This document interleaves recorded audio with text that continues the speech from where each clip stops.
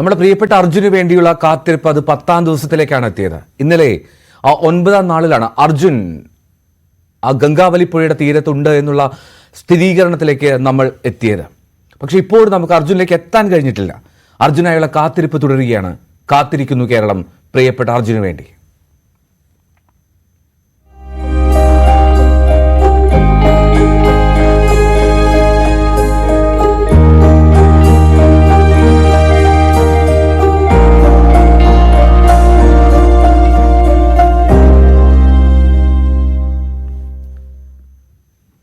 കർണാടകയിലെ ഷിരൂരിൽ മണ്ണിടിച്ചിലിൽ കാണാതായ കോഴിക്കോട് സ്വദേശി അർജുന് വേണ്ടിയുള്ള തിരച്ചിൽ അത് പുരോഗമിക്കുകയാണ്. നിർണായക ദിനമാണ് ഇന്ന്.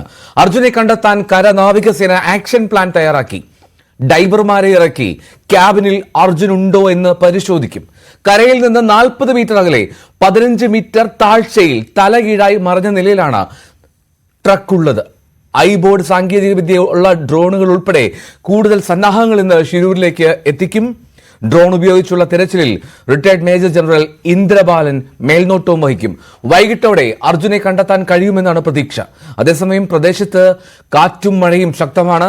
ഉത്തര കന്നഡ ജില്ലയിൽ ഇന്ന് ഓറഞ്ച് അലർട്ട് പ്രഖ്യാപിച്ചിട്ടുണ്ട് എന്നുള്ളതാണ് മറ്റൊരു ദുഷ്കരമായിട്ടുള്ള സാഹചര്യം.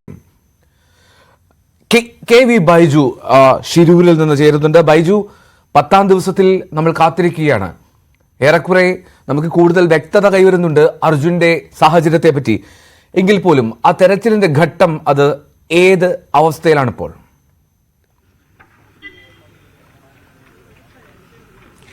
അതെയല്ലോ, തീർച്ചയായും നമ്മുടെ ഈ രക്ഷാപ്രവർത്തനം അതിന്റെ അവസാന മണിക്കൂറുകളിലേക്ക് കടക്കുന്നു എന്ന് വേണം പറയാൻ.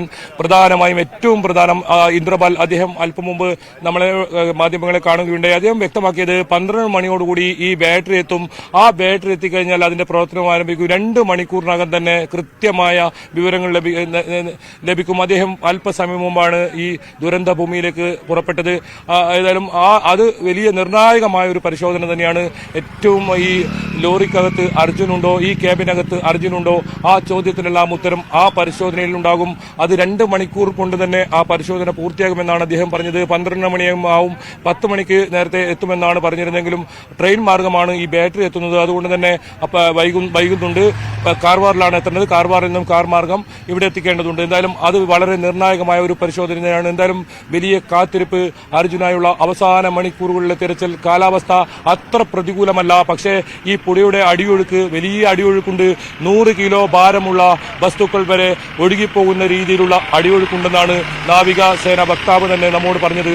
അതുകൊണ്ട് തന്നെ വളരെ ദുഷ്കരമായ പ്രവൃത്തിയാണ് ഇനിയുള്ള ഓരോ ഘട്ടത്തിലുമുള്ളത്. പക്ഷേ അതേസമയം തന്നെ വളരെ നിർണായകമായ ഒരു പ്രവൃത്തിയും നമുക്കിപ്പോൾ വാഹനം കാണാം. കരസേനയുടെ വാഹനമാണ് അങ്ങോട്ടേക്ക് പോകുന്നത്. കരസേനയും നാവികസേനയും പോലീസും NDRF-ഉം അത്തരത്തിൽ എല്ലാ സന്നാഹങ്ങളും ഒരുമിച്ച് ഒരേ മനസ്സായി അത്തരത്തിലുള്ള പ്രവർത്തനം. ഏതായാലും ഇന്ന് വലിയ പ്രതീക്ഷയുടെ ദിനമാണ്. രാവിലെ ശക്തമായ മഴയുണ്ടെങ്കിലും കാലാവസ്ഥ കഴിഞ്ഞ ദിവസങ്ങളിലെ അപേക്ഷിച്ച് അത്ര പ്രതികൂലമല്ല. പക്ഷേ നേരത്തെ സൂചിപ്പിച്ചതുപോലെ തന്നെ ഈ പുഴയുടെ ഗതിയാണ് അത് ഏറ്റവും പ്രധാനം.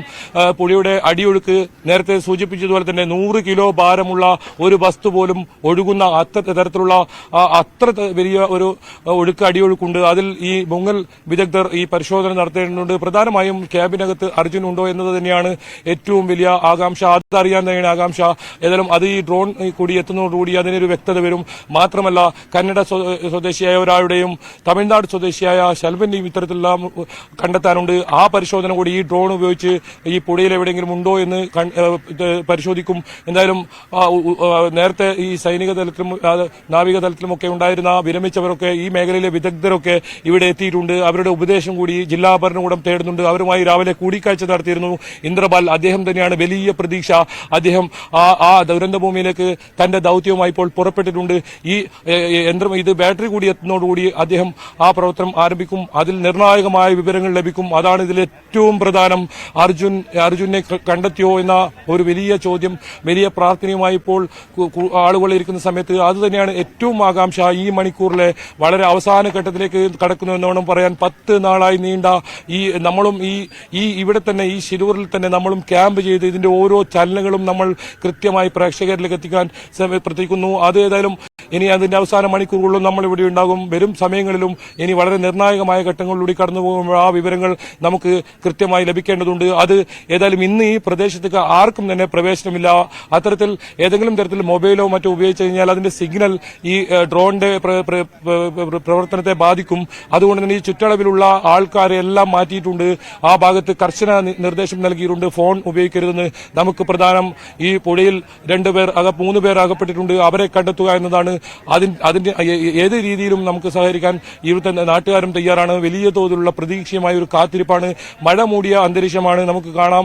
പക്ഷേ ഇപ്പോൾ മഴ പെയ്യുന്നില്ല. അല്പസമയം മുമ്പ് ഇടവിട്ട് മഴയുണ്ടായിരുന്നു. ശക്തമായ മഴ വരും, ചില സമയത്ത് തെളിഞ്ഞ കാലാവസ്ഥ വരും. കഴിഞ്ഞ ദിവസങ്ങളിലെല്ലാം നമ്മളത് കണ്ടതാണ്. എന്തായാലും ഇതൊന്നും ഒരു പ്രശ്നമല്ല.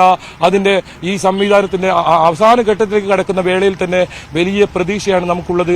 ഏതായാലും ആദ്യ 2 നാളുകൾ 3-ാം നാളിലൊക്കെ അർജുൻ ജീവനോടെ തിരിച്ചു വരുമെന്ന ഉറച്ച വിശ്വാസമാണെങ്കിൽ ഇന്നത് ഏത് രീതിയിലായിരിക്കും നമുക്ക് ആ വാർത്ത കേൾക്കുക, അർജുന്റെ ആ അവസ്ഥ എന്തായിരിക്കുമെന്നൊക്കെ അറിയാനുള്ള പ്രാർത്ഥനകളും അത്തരത്തിലുള്ള ഒരുപാട് പേരാണ് ഇത്തരത്തിൽ കാത്തിരിക്കുന്നത്. ബന്ധുക്കളുണ്ട്.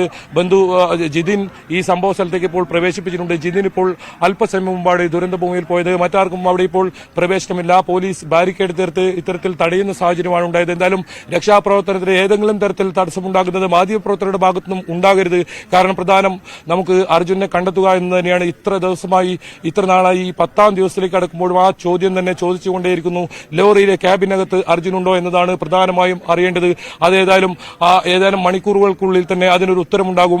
അങ്ങനെ ആ ലോറി ക്യാബിനകത്ത് തന്നെ ഉണ്ട് എന്ന ഒരു നിഗമനത്തിലാണ് ഉദ്യോഗസ്ഥരുള്ളത്. ഈ ലക്ഷ്മണൻ എന്ന് പറയുന്ന ഈ മണ്ണിടിച്ചിൽ മരണപ്പെട്ട അദ്ദേഹത്തിന്റെ കടയുടെ പിറകിലാണ് ഇത്തരത്തിലുള്ള വലിയ ദുരന്തമുണ്ടായത്. ആ കടയിലുണ്ടായിരുന്ന 7 പേർ മരണമടയുന്ന സാഹചര്യമുണ്ടായി. കടയുടെ എതിർവശത്ത് പാർക്ക് ചെയ്തിരുന്ന ലോറിയായിരുന്നു അർജുന്റേത്. ആ ലോറിയാണ് ഇത്തരത്തിൽ വലിയ തോതിൽ ഈ മണ്ണിടിച്ചിലിൽ ഈ പുഴയിലേക്ക് പതിച്ചത്. ഇവിടെയെല്ലാം മണ്ണ് മൂടിയ ഒരവസ്ഥയാണ്. ലോറി കീഴ്മേൽ മറിഞ്ഞ ഒരവസ്ഥയിലാണുള്ളത്. എന്തായാലും വീണ്ടും ഒരു മഴ വരാനുള്ള സാധ്യതയുണ്ട്. അത്തരത്തിലുള്ള ഒരു കാലാവസ്ഥ തന്നെയാണ് ഇവിടെ ഉള്ളത്. മഴ വലിയ തോതിലുള്ള ഒരു ശക്തമായ ഒരു മഴയ്ക്ക് സാധ്യതയുണ്ട്. പക്ഷേ ഈ മഴയൊന്നും വലിയ തോതിലുള്ള പ്രതികൂലമായ ഒരു കാലാവസ്ഥയല്ല. ആ കാലാവസ്ഥ ഒരു പ്രശ്നമല്ല എന്ന് തന്നെയാണ് ഈ തെരച്ചിലിന് നേതൃത്വം നൽകുന്ന ഓരോരുത്തരും പറയുന്നത്. കാരണം ഇനിയുള്ള മണിക്കൂറുകൾ നമുക്ക് വലിയ പ്രതീക്ഷയുടെ മണിക്കൂറുകളാണ്. പലരും ഒരു അത്ഭുതം ഉണ്ടാകട്ടെ എന്ന് പ്രാർത്ഥിക്കുന്നു. നമുക്കത് കമന്റായി തന്നെ കാണാം. അത്തരത്തിൽ വലിയ പ്രാർത്ഥനകളും ആ പ്രാർത്ഥനകൾക്കെല്ലാം ഒടുവിൽ ഇതിന്റെ ഒരു ഉത്തരം ഏതാനും മണിക്കൂറുകൾക്ക് തന്നെ നമുക്ക് ലഭിക്കുമെന്നാണ് നമ്മൾ പ്രതീക്ഷിക്കുന്നത്.